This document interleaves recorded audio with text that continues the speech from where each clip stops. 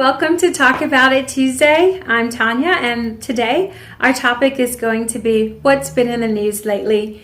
The online learning is failing. What a devastating announcement to have to hear day in and day out. When that's all that you hear, that's all that you can look to is to see the negative. We know that online learning is not typically the best learning environment for students. The best place for them is inside the classroom with the teachers. But we also know that COVID-19 is very real. And for some people, the impact that it has had on their lives is very close. And so with that being said, we can't expect all kids to go back to school and continue as though it's the normal thing to do. But something has to be done with the online learning system and approach. When you have an old system and an old foundation and you take something new and you pile it on top, sometimes it doesn't work. And what do you do then? You have to reevaluate what worked and keep those things, and then assess and evaluate things that did not work and be willing to acknowledge and make changes where changes need to be made.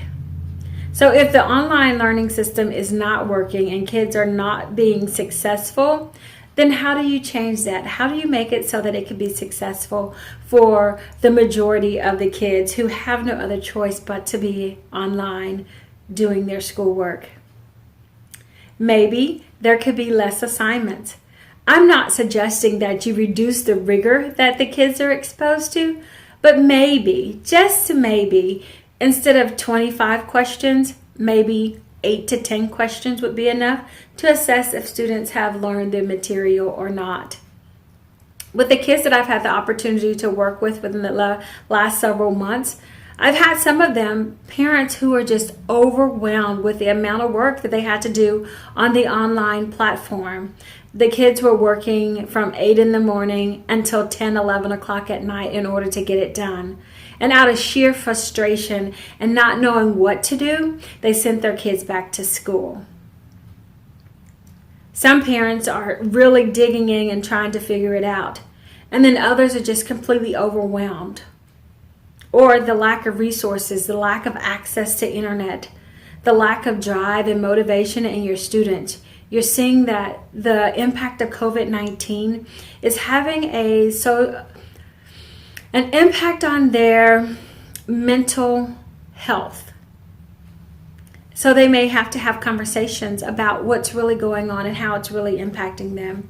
If students don't feel safe and students don't understand what's going on, or they're having a hard time processing what's before them, their workload is not going to get done because they can't focus on that.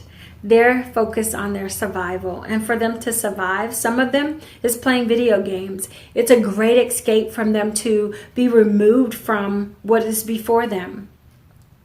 How can we change the system in order to regain the trust of our parents and of our students that when they log on, they're going to have access to things that they need? Can we just strip the system down and rebuild it so that students are getting information and access to curriculum that aligns with the TEKS, that meets the needs for mastery so that they can move on? Maybe that's a place where we start.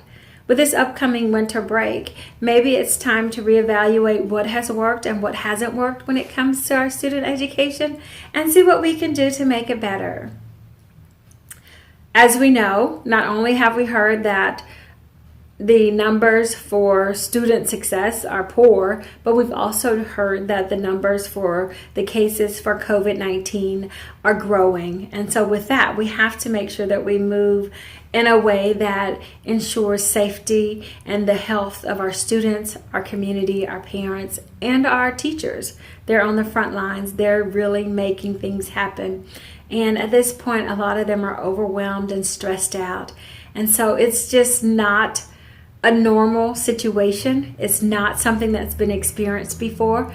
So we have to show grace and we have to show understanding during this learning curve. Okay, this is Tanya with Talk About It Tuesday, and let's just continue to move forward in figuring out a way how to make students more successful with online learning and or returning back to a campus that is safe and secure to receive them.